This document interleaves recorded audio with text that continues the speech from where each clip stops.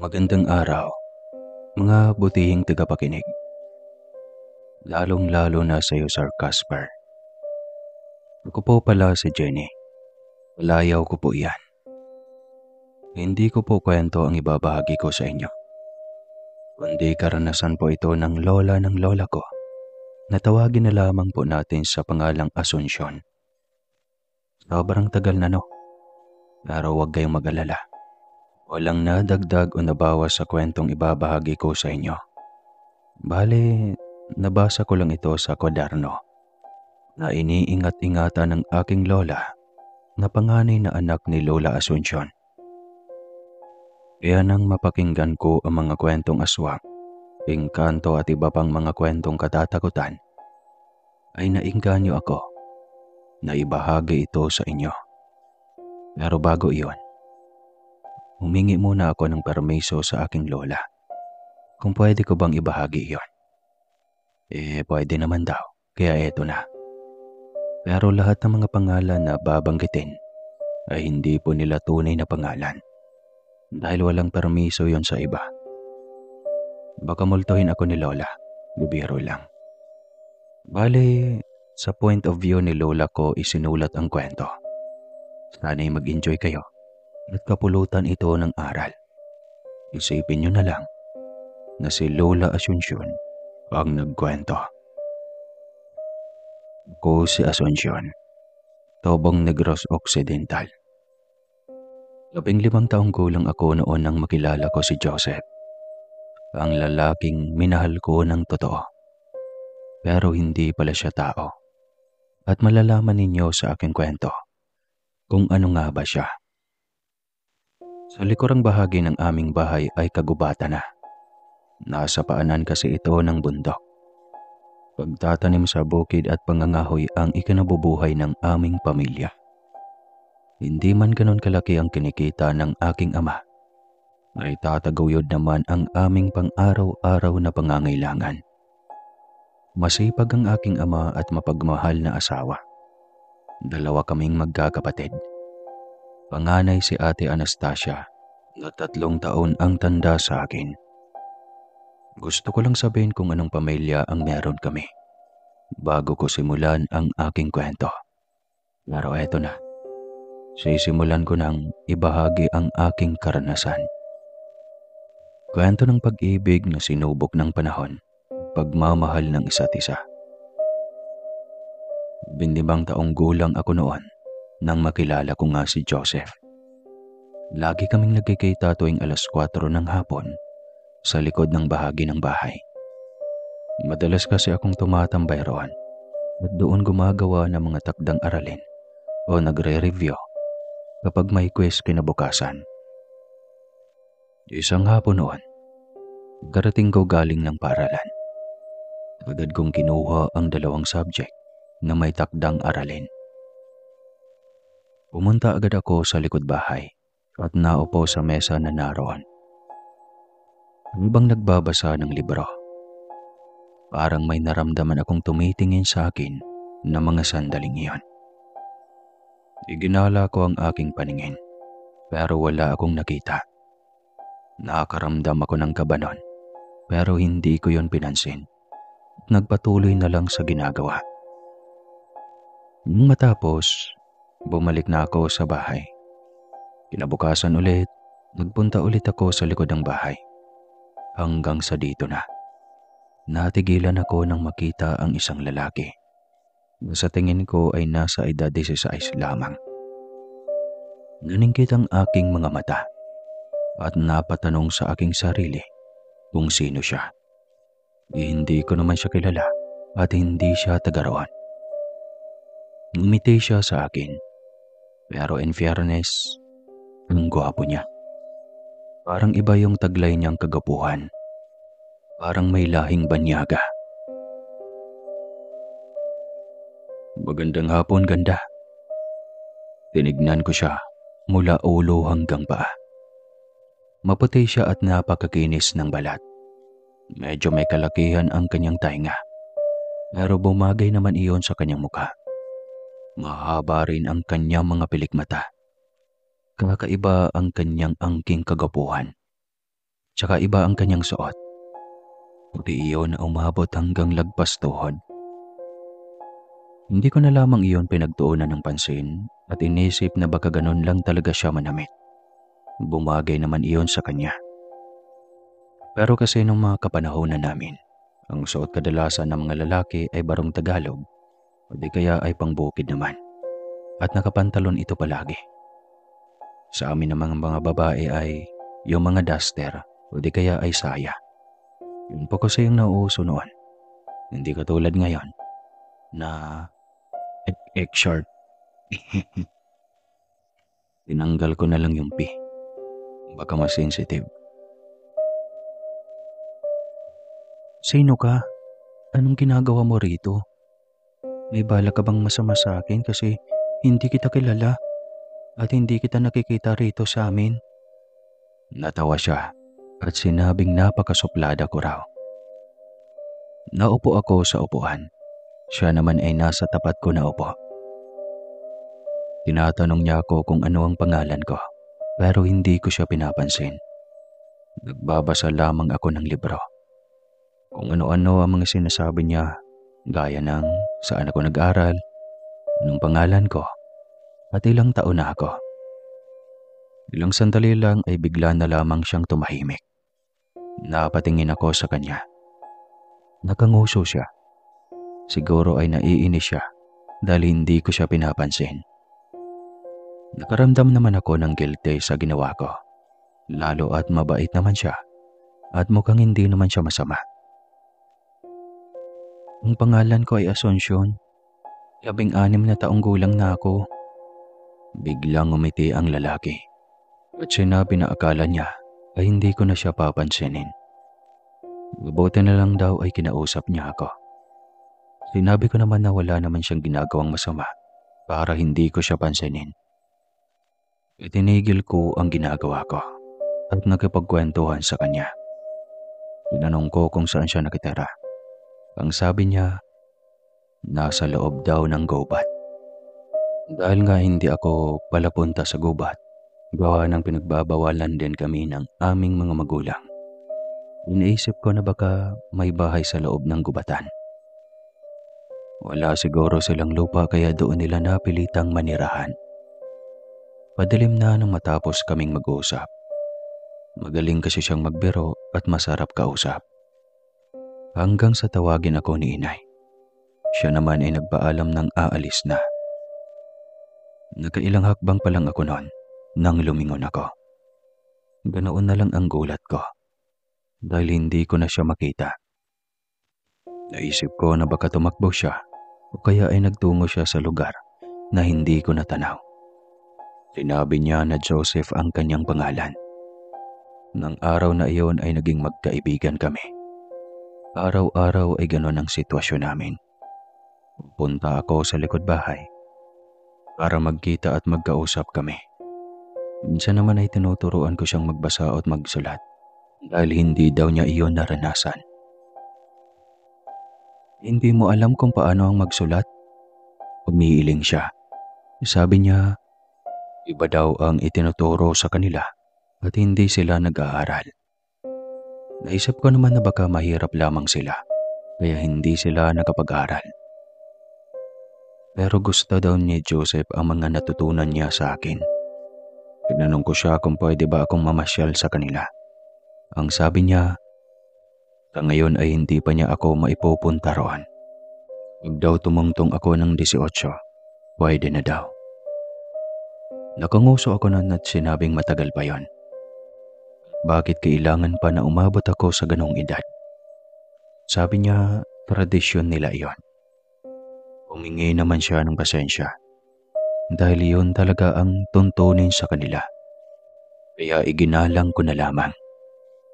Nang gabing iyon ay kunento ko kay nanay at tatay, si Joseph.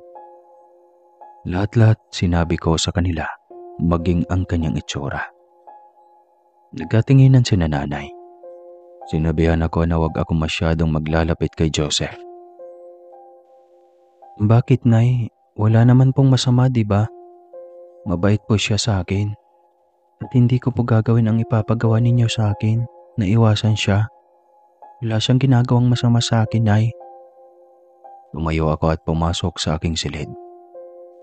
Ilang sandali lang ay pumasok na sina nanay at tatay sa loob at sinabing hindi tao si Joseph. Isa siyang engkanto. Bahagya akong nagulat noon. May mga alam sina nanay at tatay dahil tagatugis ang aking ama ng mga masasamang elemento tulad ng mga aswang at engkanto. Sinabi ko na engkanto man siya o hindi, hindi iyon na rason para iwasan ko siya dahil mabuti siya. Hindi na nagpumilit pa ang aking mga magulang noon at lumabas na lamang ng aking silid.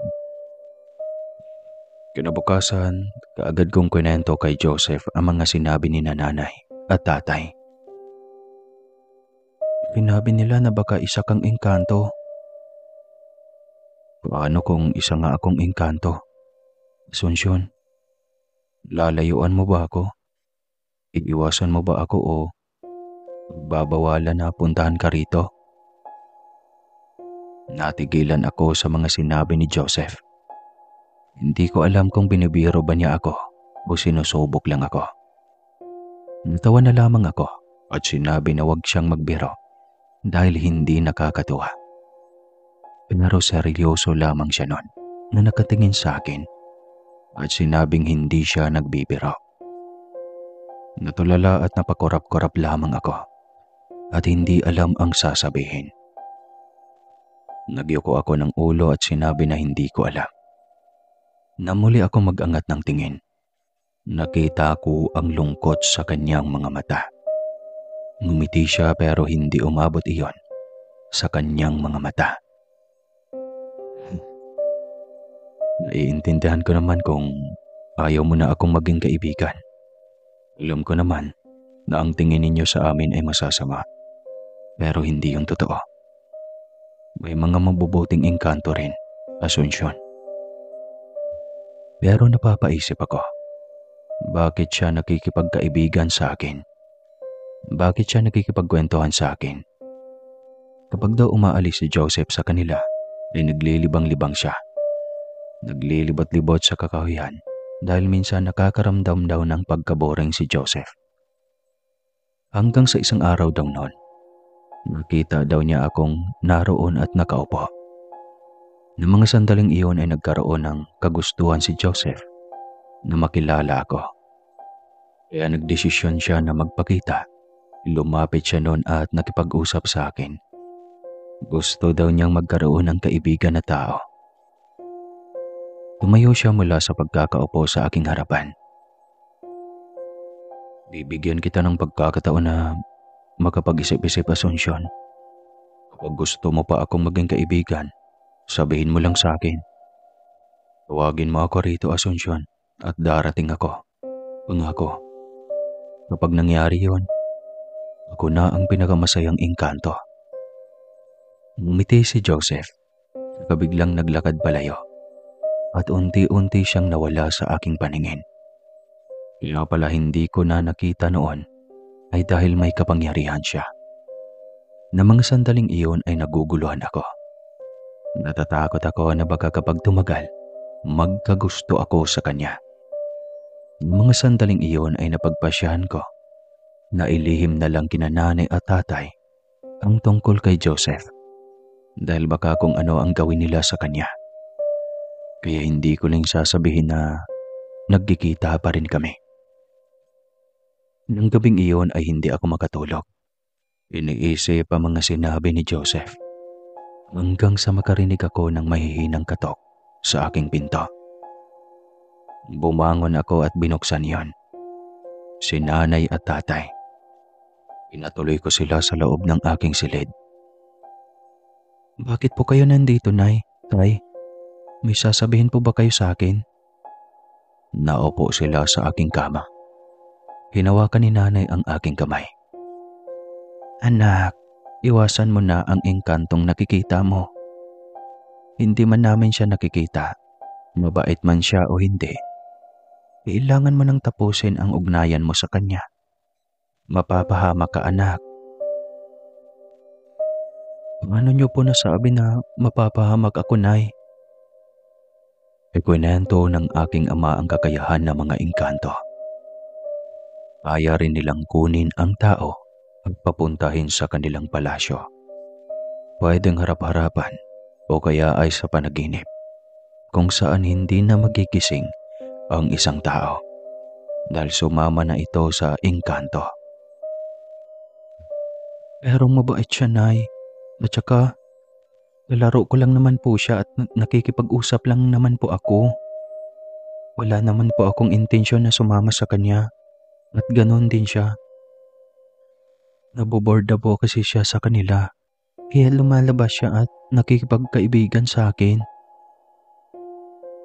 Gusto namin siyang makita at makausap kung yan ang gusto mo. Tumango ako. Ng mga sandaling iyon ay nakapagdesisyon na ako. Hindi ko iiwanan si Joseph. Kaibigan ko na siya at hindi na yon magbabago. Ilang araw ang lumipas pero hindi nagpakita si Joseph. Marahil ay binibigyan ako ng ilang araw para makapag-isip. Hanggang isang araw, hindi ko na kinaya ang lungkot. Kaya tinawag ko na siya. Joseph, magpakita ka naman. Miss na kitang kausap. Umiiyak na ako noon. Naramdaman ko na lamang na may yumakap sa akin. At pagtingala ko, si Joseph na yan. Niyakap ko rin siya at sinabing miss na miss ko na siya. Ganoon din daw naman siya. Miss na rin daw niya ako. Nakaupo kami sa upuan na naroon. Sinabi ko sa kanya na gusto siyang makausap ng aking mga magulang, na sinang-ayunan naman niya.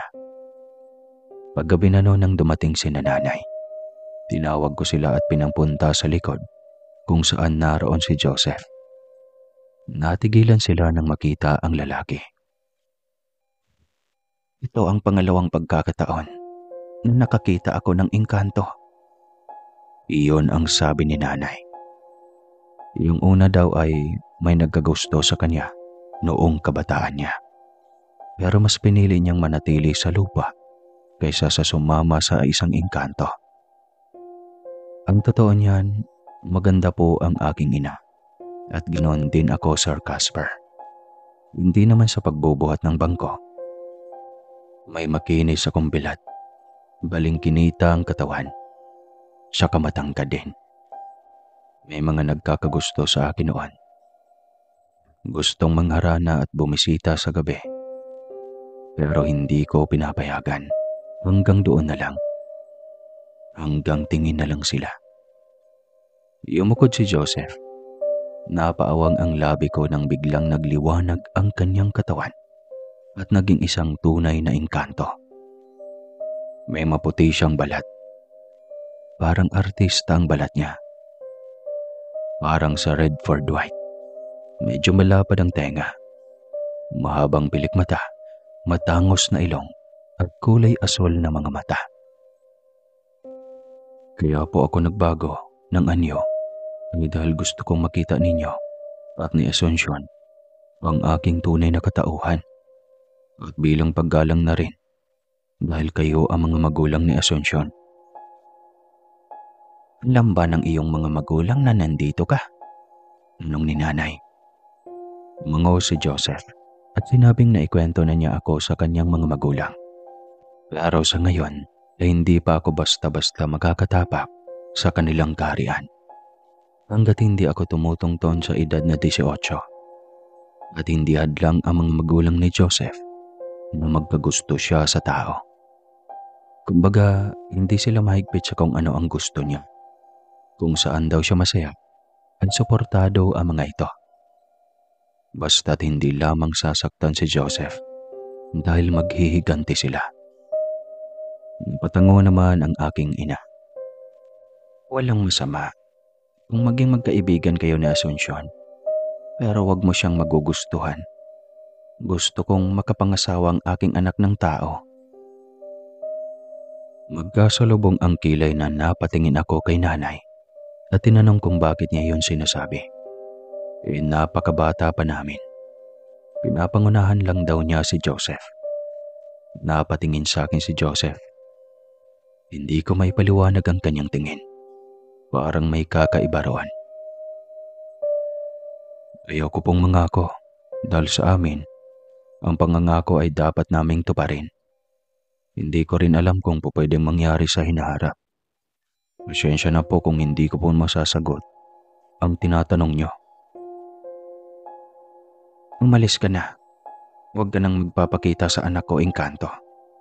Gusto kong mamuhay ng normal si Asuncion.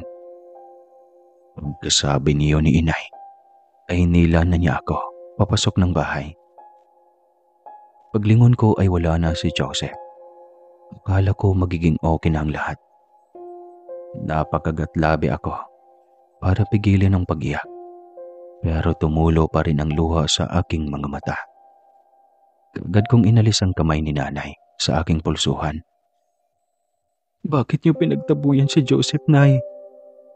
Tinignan ako ng masama ni nani at tatay. Anak, kailangan mong lumayo sa engkanto na iyon. Walang mabuting maidudulot iyon sa iyo. Naiintindihan mo ba? Mag-aral ka ng mabuti at magtapos. At may lalaking manliligaw sa iyo pagdating ng araw. Hindi engkanto.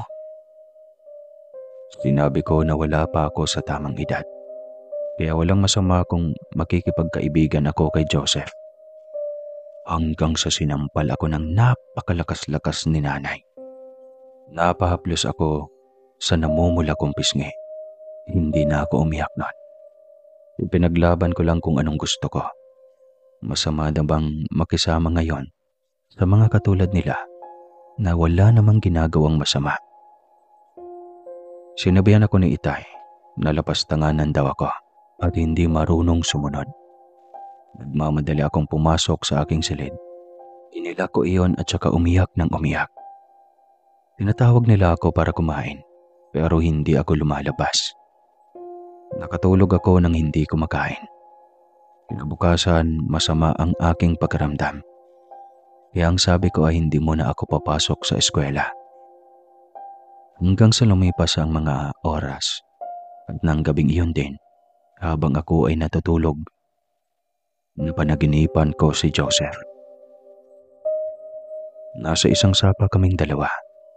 Magkatabi kami habang nakatingin sa agos ng tubig. Hinawakan ni Joseph ang aking kamay at bahagya iyong pinisil. Napatingin ako sa kanya. Engkanto siya ng mga sandaling iyon. Pansin ko na napapaligiran kami ng hamog, pero hindi naman ganon kalamig. Inihilig ko ang aking ulo sa kanyang balikat. Pasensya ka na sa mga sinabi ni nanay noong isang araw. Nasabi niya lang iyon dahil nag-aalala lang siya sa akin. Pero balang araw, alam kong matatanggap niya rin na may kaibigan akong engkanto. Tumingin ako sa kanya at nahuling nakatitig siya sa akin. Ngumiti siya sa akin at inaplos ang aking pisngi. Tsaka binigyan ng mabilis na halik sa noo. Umamin siya na namimiss na daw niya ako. Umamin din ako na namimiss ko na siya. Paano kung magkagusto ako sa iyo, Asuncion? Magugustuhan mo ba ako? Natigilan ako sa tanong niya. Hindi ko rin alam ang isasagot ko ng mga sandaling iyon. Naiisip ko ang mga sinabi ni nanay na baka kunin niya ako at dalhin sa kanilang palasyo. Inaplos ni Joseph ang aking pisngi at sinabing hindi siya nagmamadali ng sagot sa tanong niya. Muli, hinagkan niya ako sa noo, sa ilong hanggang sa dumako iyon sa aking labi. Banayad at masuyo ang kanyang halik. Pakiramdam ko nasa alapaap ako noon habang hinahalikan ako ni Joseph. Iyon ang unang halik ko at sa isang engkanto pa. Nang humiwalay siya, bigla na lamang siyang nawala. Hanggang sa unti-unti na lang akong nagising. Napahawak ako sa aking noo, ilong at labi. Parang totoo ang paghalik sa akin ni Joseph. Iyon naman ang pagbukas ng pinto ng aking kwarto at ang pagpasok ni nanay. Ibinaba niya ang dalang palanggana na may tubig sa sahig at hinawakan ang aking noo. Gising ka na pala anak, nilalagnat ka kanina. Pero ngayon, biglang humupa. Sinabi ko naman na baka wala na akong sakit. Nanlaki ang mga mata ng aking ina nang may mapagtanto. Tinanong niya kung nakipagkita ba ang engkanto sa aking panaginip. Bagya akong natigilan. Hindi ko alam kung sasagutin ko ba ang sinabi ni nanay o magsisinungaling. Ngunit pinili ko ang huli. Baka mamaya ay magalit na naman sila at mas lalong ilayo ako kay Joseph. Umiling ako at sinabing hindi nagpakita sa akin sa panaginip ang engkanto. Baka talagang magaling na ako, Nay. Tumango na lamang si nanay at lumabas na ng silid ko. Ako naman ay muling napahawak sa aking labi. Base sa sinabi ni nanay, mukhang totoo ang nangyari. Ang halik niya sa akin ay totoo. Kinabukasan din noon nagpunta ako sa likod bahay nung magaling na ako. Ngunit wala akong nakitang Joseph. Pinunasan ko ang luhang naglalanda sa aking pisngi. Miss na miss ko na siya. Miss na miss ko na si Joseph. Kung nasan ka man, pwede bang magparamdam ka? Kahit sa hangin man lang, para alam ko naman na hindi mo ko iniwan. Kasabi ko niyan. Ilang sandali lang ay may naramdaman akong hangin sa aking balat. Napangiti ako. Kahit papaano ay naroon si Joseph. Inisip ko na baka nasaktan siya sa mga sinabi ni nanay. Sinabi ko na wag niyang isipin ang mga sinabi ni nanay. Nag-aalala lang siya sa akin. Kahit anong sabihin nila, hindi mawawala ang samahan namin. Baka nga sinusubo kami kung gaano katatag ang aming samahan. Hintayin kita, Joseph, kung kailan ka handang magpakita sa akin ulit. Kahit hindi ko nakita si Joseph, umuwi pa rin akong masaya dahil naramdaman ko pa rin siya. Ilang linggo ang lumipas pero hindi ko pa rin nakikita si Joseph. Oo, madalas siyang magpakita sa panaginip. Pero iba pa rin kapag nakikita ko siya ng personal. Sobrang miss ko na siya. Napapansin na rin ng aking mga kaklase na madalas wala ako sa mood. Sinasabi ko lang na masama ang aking pakiramdam. Hanggang isang araw, muli akong nagpunta sa likod bahay. Sinabi ko na kapag hindi pa siya nagpakita, kakalimutan ko na talaga siya. Ilang sandali lang ay naramdaman ko ang mahigpit niyang yakap. Yumakap siya sa akin mula sa likuran. Napakagatlabi ako at humarap sa kanya. At sa unang pagkakataon, naglapat ang aming mga labi. Ibinigay namin ang mainit na halik sa isa't isa. Puno iyon ng pagkasabik. Nang maghiwalay ang aming mga labi. Tinitigan ko siya at tinawakan ang kanyang pisngi. Gusto kita, Joseph. Nitong mga nakaraang araw, wala ako sa mood kapag hindi kita nakikita.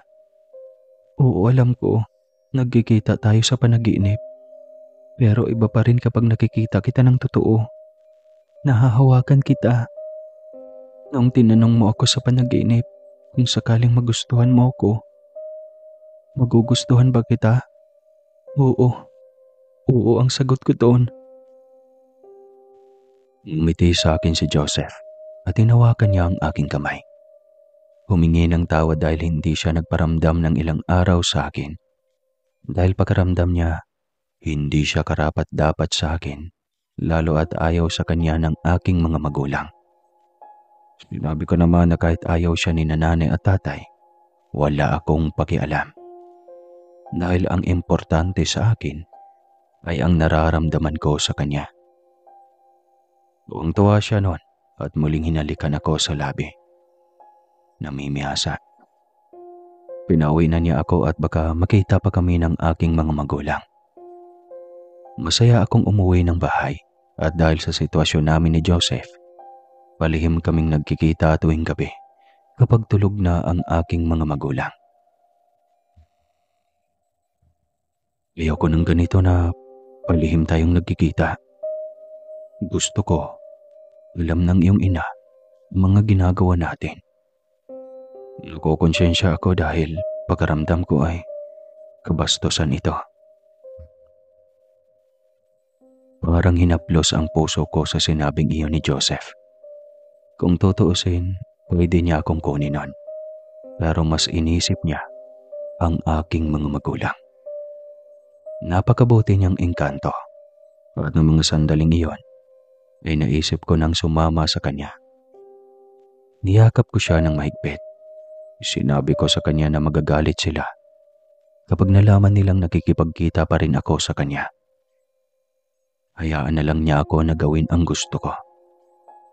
Isang oras kaming nag-usap at nagkwentuhan hanggang sa magpasya na akong umuwi.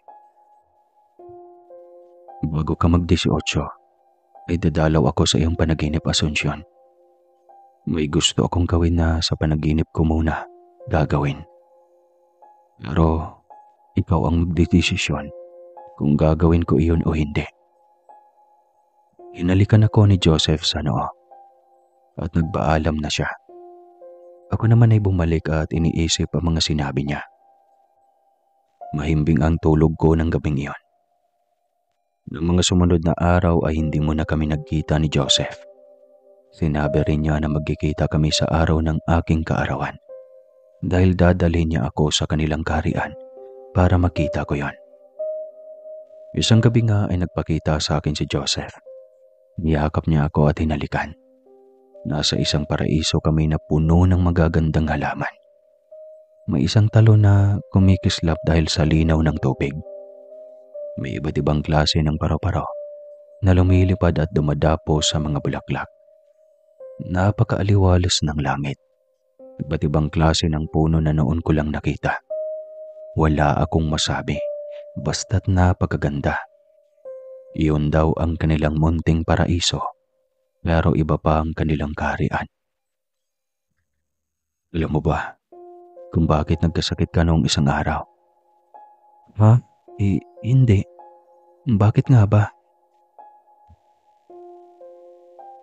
Sinabi ni Joseph na dahil bago pa lang ang samahan namin, nagkasakit ako at sinyalis yon na namimiss niya ako.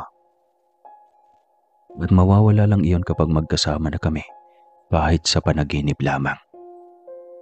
Hinawakan ni Joseph ang aking kamay at naglakad kami patungo sa isang medyo may kalakihang burol na may mga magagandang bulaklak sa paligid niyon at may mga malalaki at maliliit na paro-paro na iba-iba ang kulay. Napakaganda.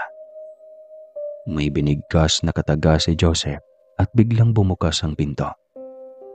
Pagpasok namin, biglang lumiwanag ang paligid. Napanganga ako nang makita ang loob niyon. Isang silid iyon na may mga palamuti na gawa sa marmol. Naupo kami sa kama. Inihilig ko ang aking ulo sa balikat ni Joseph hanggang sa unti-unti niyang inilapit ang mukha sa aking mukha. Dinama ko ang kanyang halik. Ang halik sa isang engkanto. Hanggang sa ihiga niya ako sa kama. At na mga sandaling iyon, may nangyari sa amin. Kahit masakit at nagdurugo, wala akong pinagsisihan. Dahil medyo masarap naman. Joke lang. Dahil ganon ko siya kamahal. Handang ibigay ang lahat sa kanya. Pati ang kalahati ng aking kaluluwa. Nagising akong mataas na ang sikat ng araw. Napangiti ako nang maalala ang aking panaginip. Pinakaramdaman ko ang aking sarili. Bahagyang masakit ang aking katawan. Ibig bang sabihin nun, totoo ang nangyari sa amin ni Joseph? May nangyari man sa amin o wala, ang mahalaga ay masaya ako na nakasama ko siya kagabi. Lumabas ako ng kwarto at nagtungo sa kusina na may ngiti sa labi. Bakit masayang masaya ka? Iyon ang bungad na tanong sa akin ni nanay. Sinabi ko na lamang na masaya ako dahil malapit na ang birthday ko. Tinitigan ako ni nanay at tinitignan kung nagsasabi ba ako ng totoo. Tinanong pa niya ako kung nagkikita ba kami ni Joseph. Umiling ako at sinabi na hindi na. Kailangan kong magsinungaling para protektahan si Joseph. Mabuti kung gano'n naman, anak. Alam mo naman na pwede kang kunin ng engkanto na yon kapag tumungtong ka na sa edad na 18. Ayaw naming mangyari yun, anak. Kung sakali man na hanggang ngayon ay nagkikita pa kami, alam kong hindi niya iyon gagawin. May respeto sa akin at sa inyo si Joseph. Tinignan ako ng masama ni nanay at sinabi na hindi ako nakakasiguro dahil hindi ko pa lubos na kilala ang engkantong iyon. Hindi na lamang ako umimik at kumain na lamang. Alam ko sa sarili ko na mabuting engkanto si Joseph at hindi siya katulad ng ibang engkanto. Ako ang nakakakilala sa kanya kaya dapat paniwalaan ko siya. Matapos kong kumain ay pumunta na ako sa school. Lumipas sa mga araw at mga buwan, dumating na ang aking kaarawan. Simpleng handaan lamang naman iyon. Hindi gaya ngayon na pabonggahan na ng handa. Nagluto si nanay at ang aking mga tiyahin ng putahing karne ng baboy, pati manok. Ng mga sandaling iyon ay napaisip ako sa pagkikita namin ni Joseph dahil ngayon niya ako papupuntahin sa kanilang kaharian. Excited na kinakabahan ako nun. Hindi ko kasi alam kung magugustuhan ako ng kanyang mga magulang.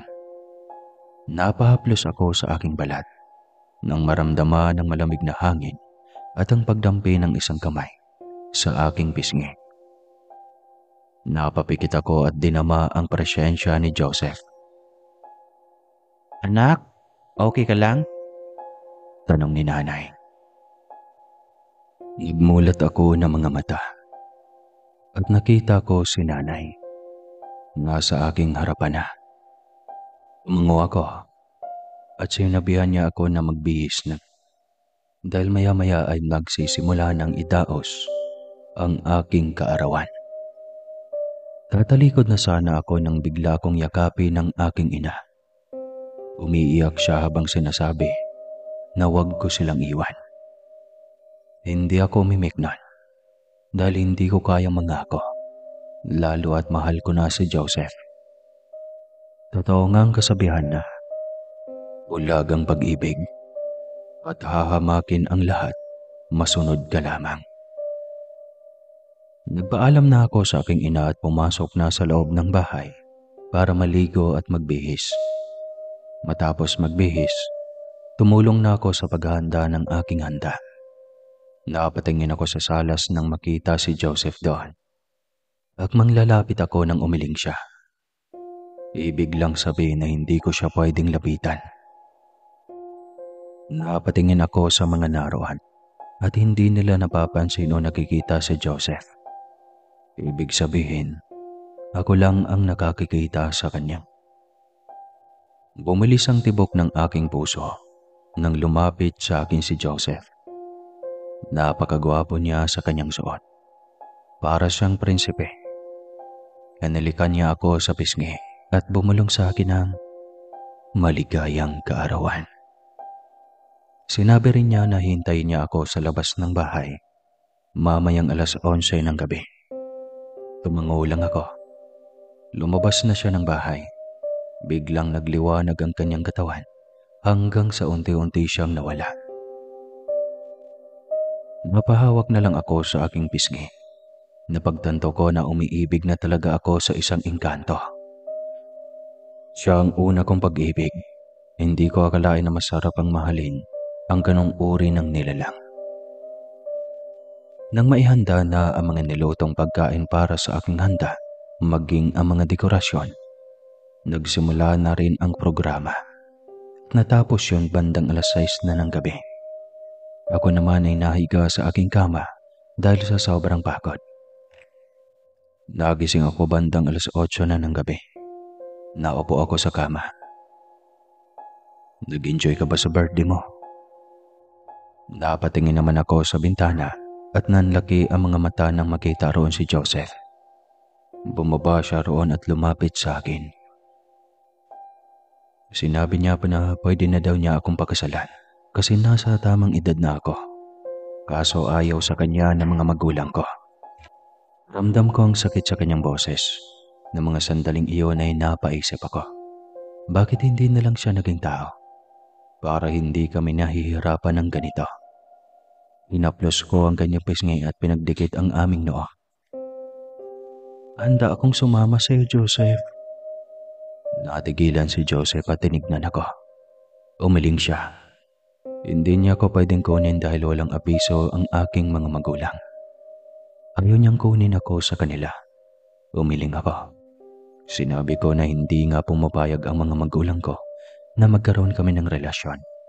At iyak na kapag sinabi ko sa kanila na bala kong sumama, ay hindi sila papayag at baka ilayo ako sa kanya. Napabuntong hininga na lamang si Joseph.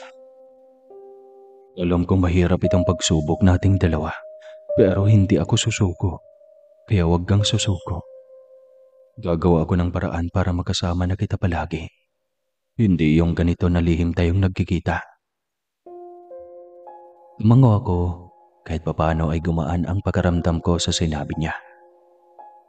Kung hindi siya susuko, ganoon din ako.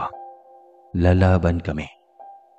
Hinalikan niya ako sa noo at sinabing magpahinga na dahil maya-maya ay magkikita kami. Susunduin niya ako. Inihatid ko siya sa bintana, kasabay ng pag-ilaw sa kanyang katawan ay ang pagkawala niya. Nahiga ako sa kama at ipinikit ang mga mata. Ilang oras ang lumipas, nagising ako sa marahang paghaplos sa aking pisngi na walang iba kundi si Joseph. Napatingin ako sa aking suot. Bagya yung nakalilis at parang pagkaramdam ko ay may naramdaman akong kirot. Nagbaba ng tingin si Joseph at humingi ng tawad sa kanyang kapahangasan. Hindi daw niya napigilan ng sarili dahil sa nakakaakit kong itsura. Ngumiti lamang ako at sinabing ayos lang kasi masarap iyon. Ganon talaga siguro kapag nagmamahal ka, na ibibigay mo ang lahat. Nagbihis mo na ako bago kami nagtungo sa bintana. Mababa lang naman iyon, kaya madali lang nakatalon si Joseph. Tinignan ako muli ni Joseph at tinanong kung handa na ba ako. Tumango ako. Hinawakan niya ang aking kamay. Napakalamig niyon, parang kamay ng bangkay. Bigla ang mga liwanag na lumitaw sa aming harapan. Napaawang ang labi ko dahil doon. Tara na sa loob. Huwag kang mag-alala. Bago mag-alas-12 ng madaling araw, ibabalik kita rito. Gusto kang makilala ni ama at ni ina, maging ang aking buong angkan. Kinakabahan man pero nilakasan ko ang loob ko. Tumango ako kasabay ng paghakbang namin sa loob. Napalingon ako. Unti-unting nawala ang lagusan.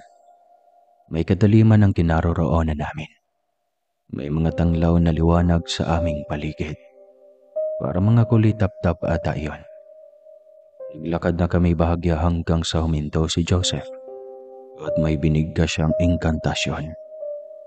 Unti-unting nawala ang ilaw na nagsesilbing liwanag namin at napalitan iyon ng mas malakas pang liwanag. Napapikit ako para mag-adjust ang aking mga mata. Pagmulat ko ay maliwanag na sa aming harapan. Pero madilim pa rin sa kung saan kami nakatayo.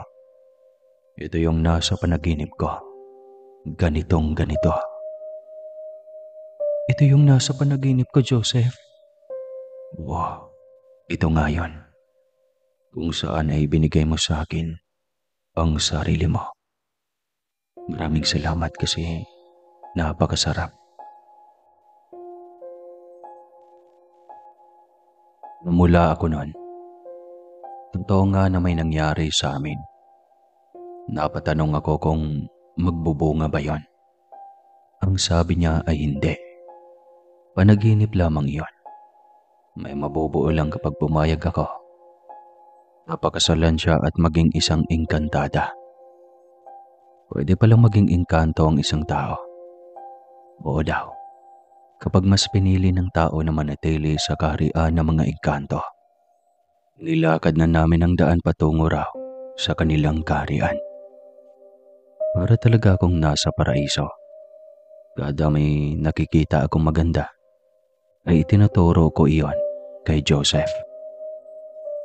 Natutuwa daw kasi siyang nagustuhan ko raw ang lugar. Biglang pumitik sa hangin si Joseph, kasabay ng pagkawala ng mga nakikita ko.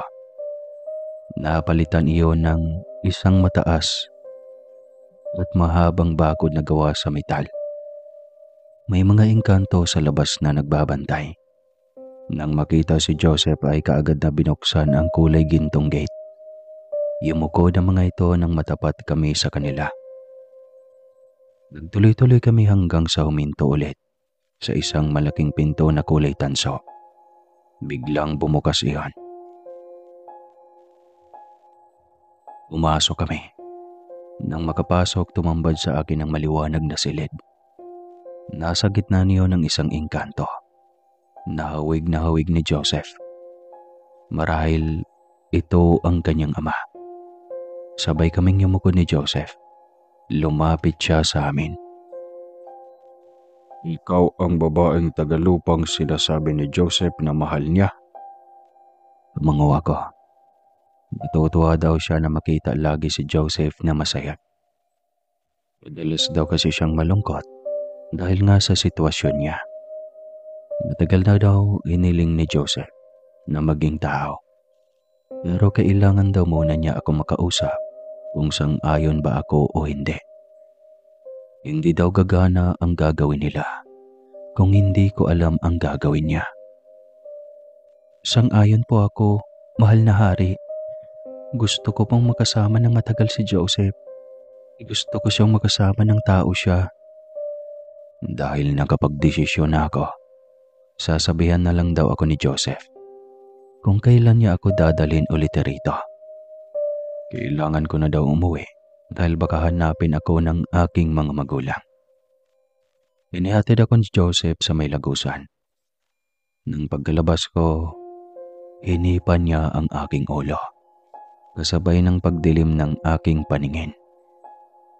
Napabalikwas ako ng bangon. 7:00 na ng umaga. Mabuti na lang at wala kaming pasok. Mukhang panaginip na naman yata iyon. Parang totoo kasi ang lahat. Pero naalala ko ang sinabi ni nanay na badala sa panaginip magpakita o magpaparamdam ang isang engkanto. Baka naman totoo lahat ng mga nakita ko. Pero sa pakiramdam ko sa panaginip ko iyon nakita. Hindi na ako pumapasok noon dahil bakasyon na pala namin.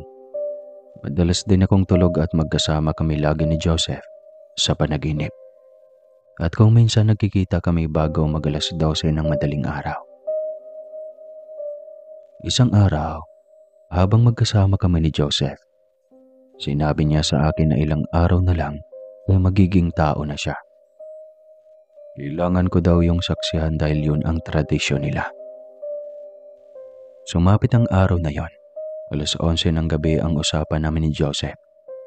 Nagbihis ako at pagkatapos, lumabas ako ng silid. Natigilan ako nang makita si nanay at tatay sa labas ng aking silid. Anak, saan ka pupunta? Magkikipagkita ka ba sa engkanto na iyon? Galit na galit si tatay. Mahaba ang pasyensya ni tatay. Laro kapag galit na siya, ibig sabihin ay nasagad na ang pasensya na. Nagyuko ako ng ulo dahil napagtanto ko na nagiging suwail na ako. Masisisi ba nila ako nagmamahal lang naman ako? Hindi ko kayang magsinungaling sa kanila, lalo at harap-harapan nila akong nakita. Nagtaas ako ng ulo at sinabi sa kanila ang totoo. Oo tay, makikipagkita ako kay Joseph. Masama ba yun? Mahal namin ang isa't isa.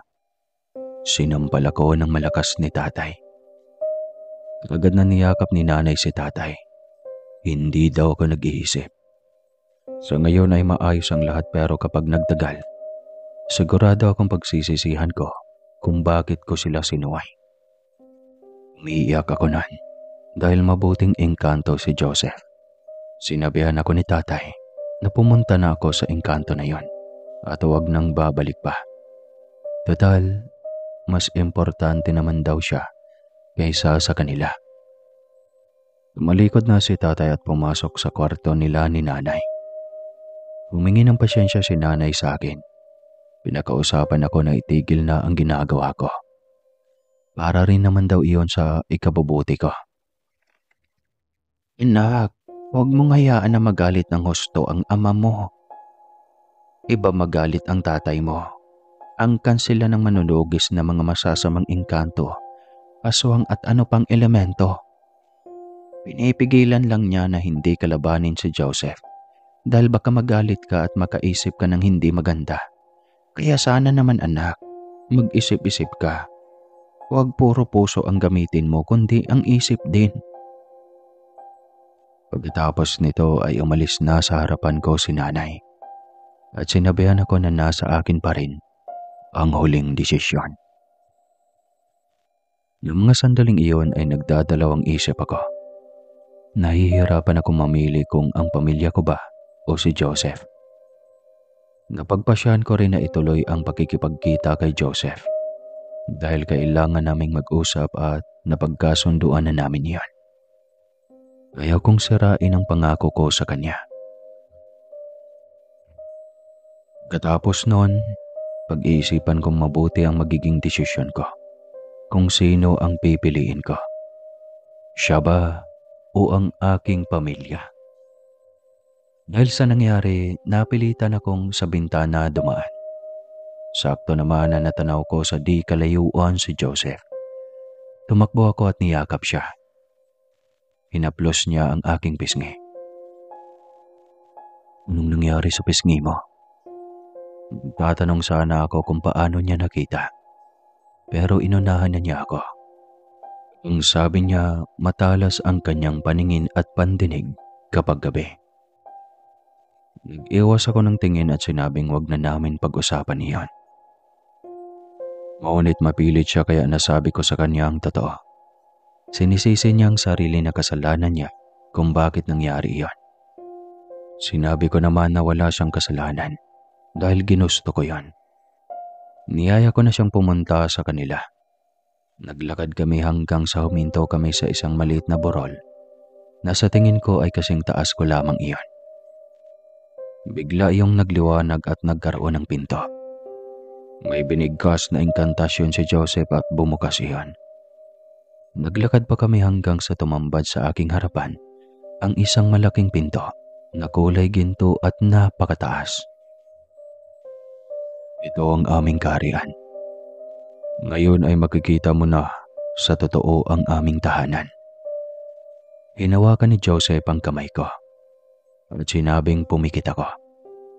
Kasabay ng pagbigkas niya ng katagang hindi ko maintindihan ay ang parang may naramdaman akong kakaiba sa aking katawan.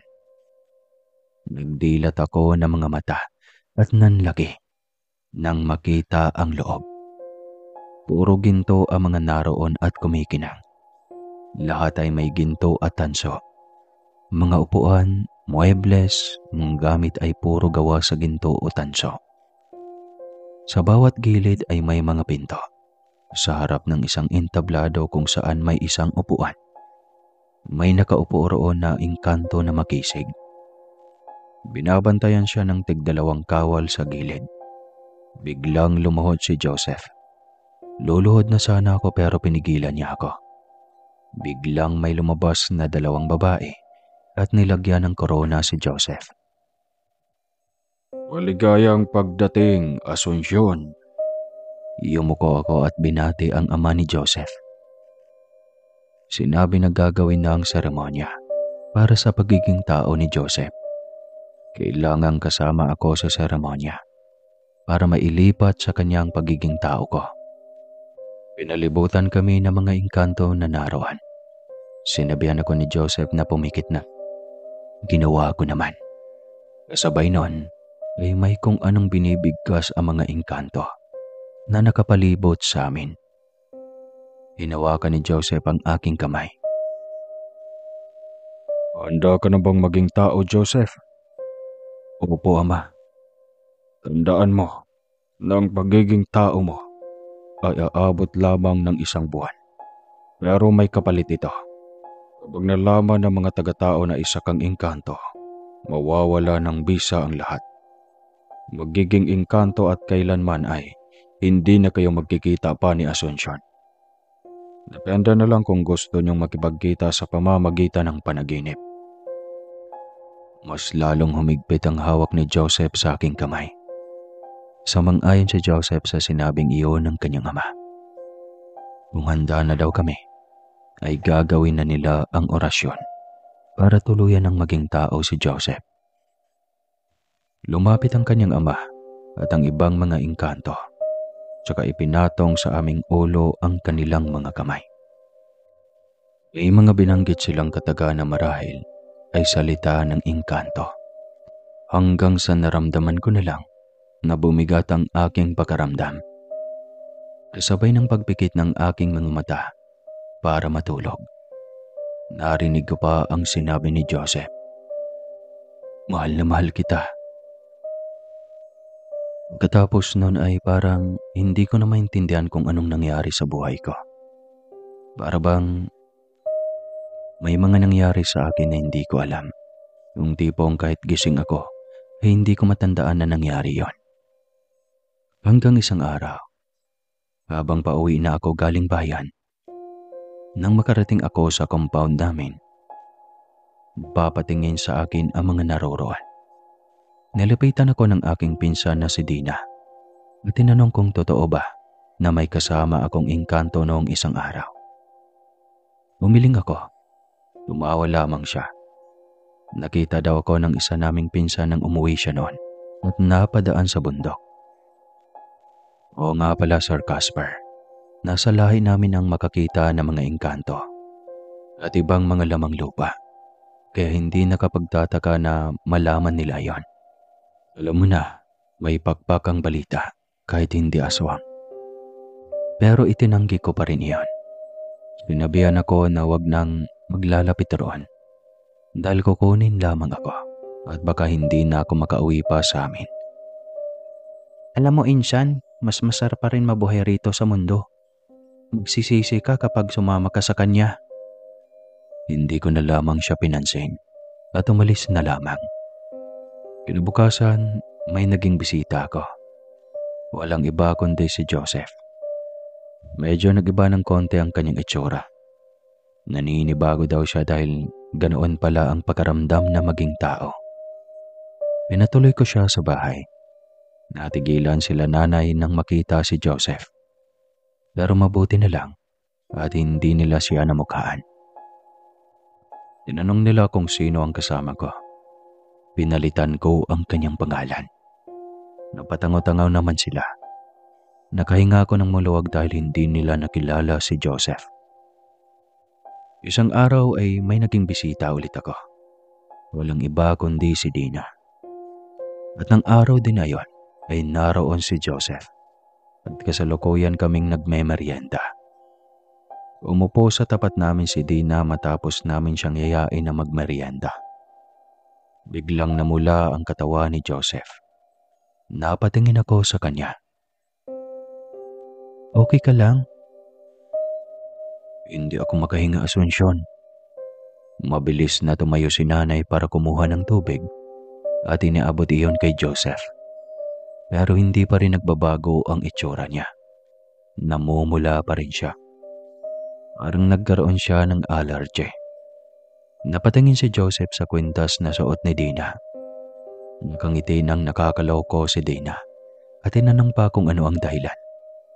Lumapit ako kay Dina. Hinablot ang suot niyang kwintas at sinira iyon. Dahilan para maging okay na si Joseph. Tumayo si Dina at dinuro si Joseph. Sinabi niyang engkanto ang lalaki, kaya naapektuhan sa kwentas. Dahil pinagawa niya iyon sa isang albularyo para malaman kung totoo ba ang nakakasalamuha o hindi.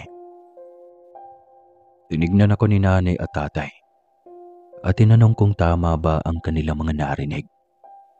Naikuyom ko ang kamao. Bakit ba hindi kami makapagsama ng matagal ni Joseph? Lagi na lang may hadlang. Hinawakan ni Joseph ang aking kamay. Humarap siya sa aking mga magulang. Pinigilan ko siya pero umiling siya. Mukhang balak na niyang sabihin ang lahat sa aking magulang. Oo, engkanto ako. Hiniling ko sa aking ama na gawin akong tao, pansamantala, para makasama ko si Asuncion. Pero mukhang hindi na mangyayari iyon dahil nalaman na ninyo kung sino ako. Buti po ang hangarin ko kay Asuncion. Tinignan ko ng masama si Dina. Nag-iwas lang siya ng tingin at saka lumabas ng bahay. Sinabi ni nanay na ayos lang na magmahal ako, pero wag sa isang engkanto. Napaiyak na ako doon. Talagang hindi kami pwedeng magsama. Sinabi ko kay nanay na mahal ko si Joseph. Sobra namang nagalit si tatay at pinaalis si Joseph. Hinawakan ko ang kamay ni Joseph at sinabing manatili siya roon. Binantaan ni tatay si Joseph na kung hindi siya aalis, gagawa siya ng paraan para mamatay ang mga kalahi niya. Walang nagawa si Joseph kundi ang umalis. Umiiyak akong pumasok sa loob ng aking silid at doon na nag-iiyak. Kinatok ni nanay ang pinto ng kwarto. Bumukas iyon at pumasok siya, tsaka niyakap ako ng mahigpit. Anak, mahahanap mo din ang lalaki na mamahalin ka ng gaya ng pagmamahal sa iyo ni Joseph. Bata ka pa at ang pagmamahal sa engkanto ay isang malaking sakripisyo. Alam mo kung hindi lang namin iniisip ang nararamdaman mo, baka matagal nang pinatay ng iyong ama ang engkantong iyon dahil hindi maganda ang naidudulot niya sa iyo. Makinig ka naman sa akin, anak. Nang mga sandaling iyon ay hindi ako umiimik. Pagkaramdam ko ay manhid na ako at wala akong maramdaman. Sinabi ko na lang na gusto kong mapag-isa. Tumango si nanay at lumabas ng silid. Pagdilabas niya ay may naramdaman akong malamig na hangin na dumampi sa aking balat. Tinawag ko si Joseph at sinabing sasama ako sa kanya. Nagdaan ang mga araw. Halos araw-araw akong nagpupunta sa likod ng bahay para tawagin si Joseph. Pero wala siya roon. Hindi siya nagpapakita sa akin. Anak, mukhang hindi na siya magpapakita sa iyo. Kalimutan mo na siya, anak. Pumasok ka na sa loob ng bahay para kumain. Anong oras na? Hinarap ko si nanay at sinabing kasalanan nila ni tatay kung bakit hindi na nagpapakita sa akin si Joseph. Imbes na magkasama sana kami ngayon, pero hindi. Dahil pinaghiwalay nila kami. Na mga sandaling iyon ay biglang pumasok sa isip ko si Dina. Gusto ko siyang sugurin nun, pero napagpasyahan ko na gawin na lamang yun kinabukasan. Tumutulo ang luha ko na bumalik ako sa bahay. Masakit para sa akin na hindi ko nakikita si Joseph. Nang gabing iyon ay hindi ko na pinapansin si nanay at tatay kahit kinakausap nila ako. Kinabukasan, nagpunta ako kina Dina. Nagulat siya nang makita ako sa labas ng bahay nila. Sinabi pa niya sa akin na baka gusto kong magpasalamat sa kanya dahil na-realize ko na mali ang pakikipagnobyo sa isang engkanto. Sinampal ko siya ng pagkalakas-lakas. Ito ang igaganti mo sa akin matapos kitang iligtas sa isang engkanto. Wala kang utang na loob, Asuncion. Utang na loob? Bakit ako magkakaroon ng utang na loob sa iyo, Dina? Ikaw ang dahilan kung bakit nagkasira kami ni Joseph. Natawa na lamang si Dina at sinabing nahihibang na raw ako. Umalis na ako at bumalik sa bahay at nagkulong ulit sa kwarto. Nang gabing iyon ay inabangan ko si Joseph. Kaso wala pa rin siya. Joseph, nasan ka na? Bakit hindi ka na nagpapakita sa akin? Umiiyak ako nun hanggang sa nakita ko si Joseph sa di kalayuan. Lumapit ako sa kanya at niyakap ko siya, pero tumatagos lamang ako sa kanya. Nagtataka akong tinanong kung bakit nangyari iyon. Yun daw ang bunga ng ginawa niya. Umiiyak ako nun at sinabing magpakita siya sa panaginip ko. Kita ko ang luha sa kanyang mga mata. Gusto kong punasan iyon pero hindi ko mahawakan ang kanyang mukha. Kaya nangako siya na magpapakita siya sa panaginip ko dahil miss na niya ako. Kahit papaano ay gumaan ang aking pakiramdam ng mga sandaling iyon. Nakakangiting bumalik ako sa bahay. Tinawag akong kakain na, pero umiling lamang ako at sinabing matutulog na ako. Pinilit kong matulog ng gabing iyon para matagal kong magkasama si Joseph. Muli, naroon na naman ako sa lugar na iyon. Mas lalong umaliwalas ang lugar. Napatakbo ako kay Joseph nang makita ko siya sa di kalayuan.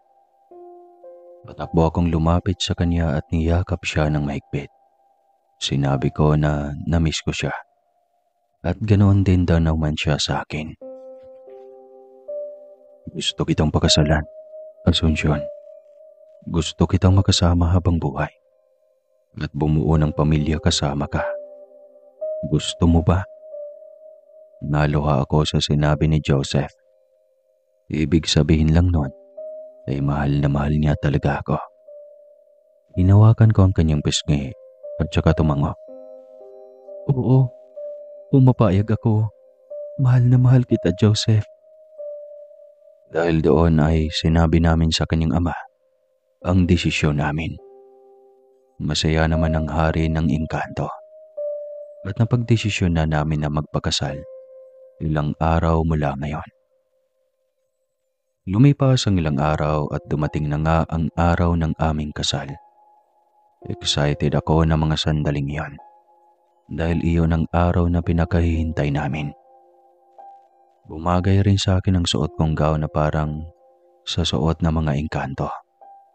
Mas maganda lang ng kaunti. Sinamahan ako ng ina ni Joseph at tungo sa lugar kung saan kami ikakasal. Nang nasa tabi na niya ako, biglang natumba si Joseph at maging ang mga naroon. Anong nangyayari? May nagsabi na sinalakay sila ng mga tao. May biglang natutumba at naglalaho. Biglang nagising si Joseph at tumingin sa akin. Ipinaliwanag niya kung ano ang nangyari. Dahil araw ng kasal namin, kapag may ganitong okasyon sa ang kanila, hindi nila ginagamit ang kanilang kapangyarihan. Alam ko na kung sino ang may kagagawa nito. Ang aking pamilya. Ngunit bago pa man ako makasagot nun, nawala na rin ako ng malay.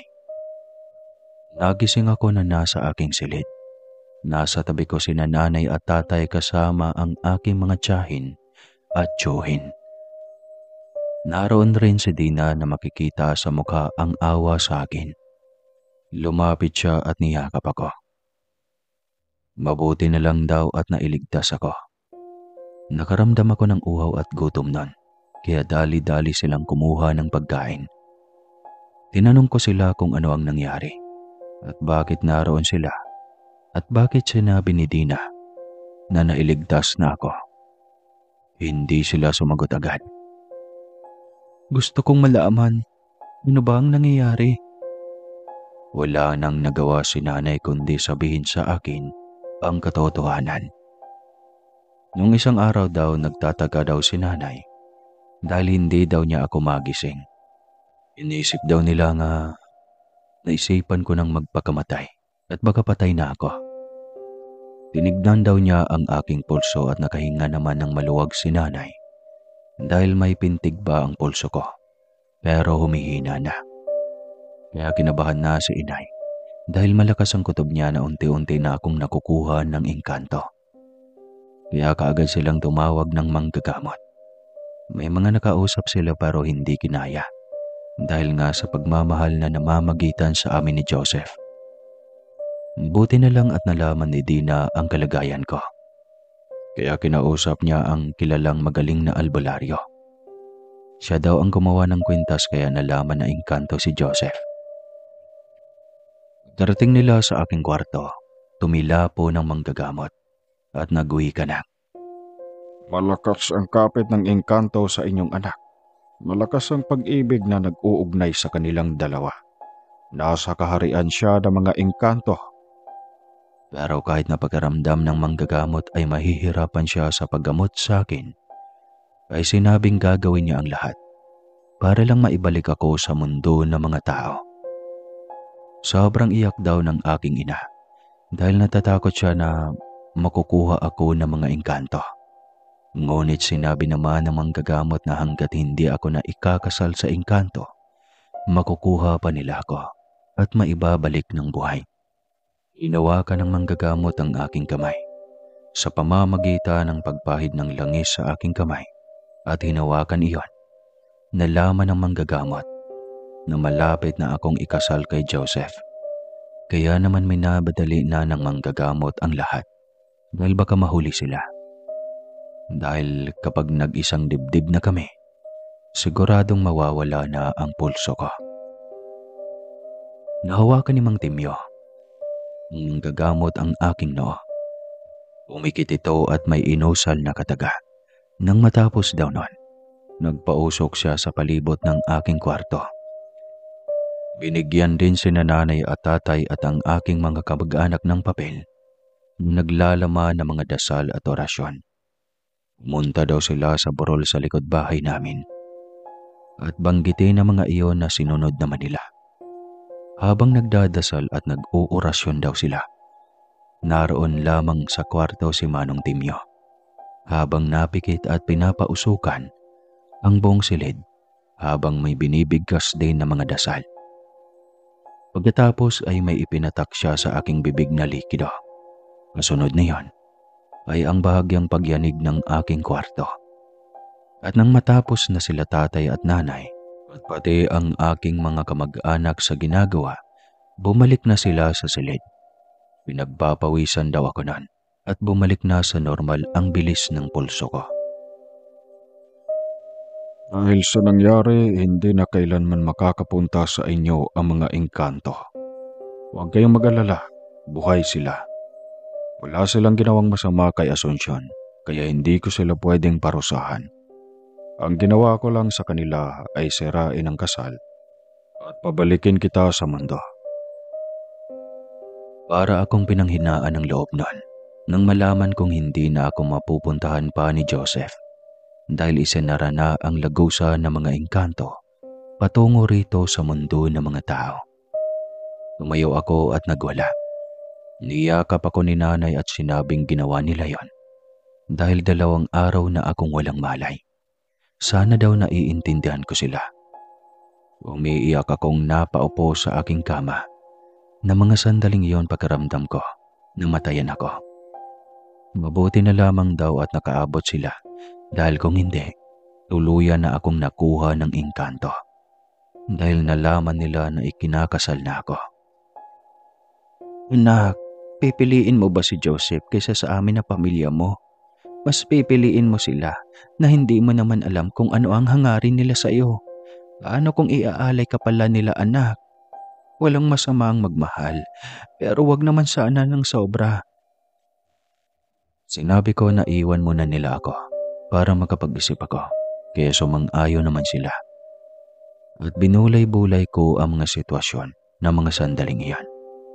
Naisip ko na tama si nanay. Pero may bahagi sa isip ko na totoo lahat ng ipinapakita sa akin ni Joseph. Ilang araw akong naggulong sa kwarto ko at dinadalhan lamang ako ng pagkain. 1 linggo na akong nagmumukmok noon sa kwarto nang magpasya akong lumabas ng bahay. Sakto namang may lumabas na isang lalaki sa tabing bahay. Ngumiti siya sa akin pero hindi ko siya pinansin. Nagpunta ako sa maliit na burol kung saan ako pumasok noon para makita ang tahanan ni na Joseph. at nag-alay ng kandila at dasal para sa kapatawaran sa kasalanang ginawa namin sa kanila. Nang matapos akong magdasal, may narinig akong tinig sa aking likuran. "Bakit ka nagtitirik ng kandila dyan? May namatay ba dyan?" Napatingin ako sa aking likuran at nakita ko ang lalaki na nakita ko kanina. Hindi ko siya pinansin. Umupo siya sa tabi ko. Sinabi niya na may alam siya sa nangyari sa akin. Tinignan ko siya ng masama at sinabi na huwag siyang mangingialam ng buhay ng may buhay. Hindi naman nakapagtataka na malaman iyon ng lalaki dahil sabi nga nila, may pakpak ang balita. Napakaswerte ng engkanto na iyon dahil minahal mo siya ng higit pa. Hindi ko siya pinansin at pumasok na lamang ako sa loob ng bahay. Ilang linggo nang nasa bahay lang ako. Nagmomokmok, syempre hindi naman ganun kadali na makalimot. Lalo kapag minahal mo na ng husto ang isang tao. Hanggang isang araw, naging bisita ko na naman yung lalaki na ang pangalan ay Daniel. Naroon daw siya para magbakasyon. Nagulat ako nang makitang may dala siyang tsokolate. Ibinigay niya iyon sa akin.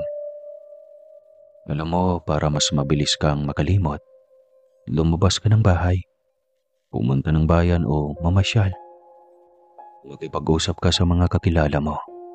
Kasi kung nandyan ka lang sa kwarto mo, maiisip at maiisip mo siya. Bakit mo ito ginagawa? Nagdududa na ako sa kung ano ang intensyon niya sa akin. Ngumiti siya at sinabing gusto niya ako. Natawa ako at sinabing wala siyang mapapala sa akin dahil hindi ko siya magagawang mahalin dahil hindi ko kayang kalimutan si Joseph. Sinabi niya na hayaan ko siya na ipakita na totoo ang nararamdaman niya para sa akin.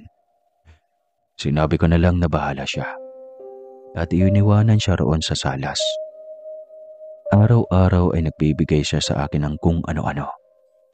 Noong mga panahon na ito ay hindi pa kami okay ng aking magulang. Pero gumagawa sila ng paraan para bumawi sa akin. Araw-araw pa rin akong nagtitirik ng kandila at nag-aalay ng dasal para kay Joseph. Hanggang sa isang araw, hindi ko na nakayanan ng depresyon. Nagpunta ako sa sapa at parang wala sa sarili. Nang lumusong ako doon. Hindi rin lang naman kita makakasama, Joseph. Mas mabuting mamamatay na rin ako. Lumusong ako sa pinakamalalim na parte ng sapa at yumuko. Ngunit ilang sandali lang, may humila sa akin paitaas. Walang iba kundi si Daniel. Hanggang sa nawalan ako ng malay.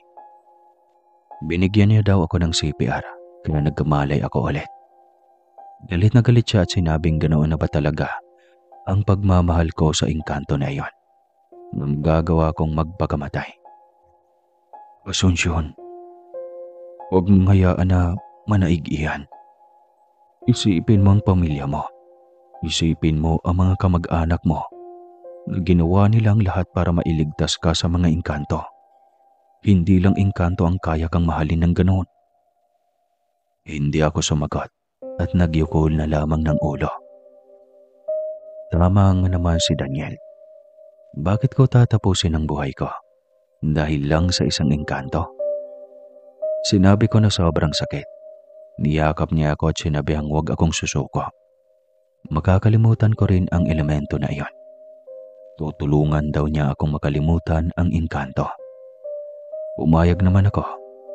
Magkasabay kaming umalis ng sapa. Inihatid ako ni Daniel sa bahay. Nagtataka naman ang aking mga magulang kung bakit basang-basa ako. Nagpunta po kasi kami sa sapa at hindi sinasadya na nadulas at natumba. Kaya nabasa po siya. Malalim pala. Di pala siya marunong lumangoy kaya tinulungan ko. Napatingin ako kay Daniel. Ngumiti lamang siya. Nang nagpapaalam na siya, sinabi kong ihatid ko siya sa labas. Magbibihis lang ako. Nang maihatid ko siya, nagpasalamat ako sa kanya. Sinabihan lang niya ako na huwag ko na yung uulitin. Tumango ako at sinabing mag-iingat siya. Bago siya umalis, hinawakan niya ang aking kamay at tinitigan ako. Sinabi niya na malalampasan ko ang pagsubok na yon sa aking buhay. Huwag lang daw akong bibitaw. Laban lang daw. Nang makaalis si Daniel, may tumikim sa aking likuran. Si ate. Umuwi siya. Napansin niya na nagkakaigihan na kami. Masaya sa kung sakaling iibigin ko si Daniel at makalimutan ng tuluyan ang engkanto. Sabay na kaming pumasok sa loob ng bahay. Hindi pumapalya si Daniel sa panliligaw sa akin hanggang sa mapagdesisyonan kong ibaon na sa limot ang lahat ng pinagsamahan namin ni Joseph dahil unti-unti nang nahuhulog ang loob ko sa kay Daniel. Isang araw bago ako magpunta sa bahay ni na Daniel dahil kaarawan ng kanyang tiyahin, nagpunta muna ako sa Borol at nag-alay ulit ng kandila at dasal. Pinausap ko si Joseph at sinabing may mahal na akong iba. Humingi ako ng tawad sa ginawa ng aking angkan sa kanila.